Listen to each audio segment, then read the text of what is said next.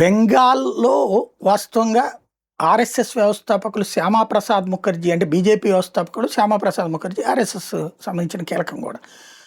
ఆయన పెట్టిన పార్టీ ఇంతకాలం బెంగాల్లో అధికారంలోకి రాలేదు. మొట్టమొదటిసారి అందుకని బీజేపీకి 2 అంగభంగ కళింగ అంటూ జనగణమన పాట గీతంలో ఉన్నటువంటి దాన్ని టచ్ చేయడంతో పాటుగా రెండో పక్కన శ్యామప్రసాద్ ముఖర్జీ గారికి ఇన్నేళ్లకు నివాళులు అర్పించగలిగామని సంతోషంతో నిన్న మోడీ గారు చెప్పింది చూసాం.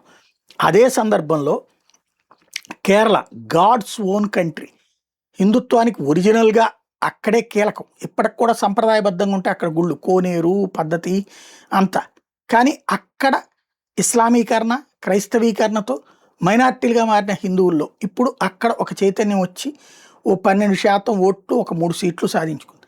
నెక్స్ట్ ఫ్యూచర్లో నెక్స్ట్ 5 ఏళ్ళు కాబట్టి ఆ తర్వాత 5 ఏళ్లకి అక్కడ సాధించాలన్నది వీళ్ళ సంకల్పం ఎంతవరకు నెరవేరుతుందో చూడాలి.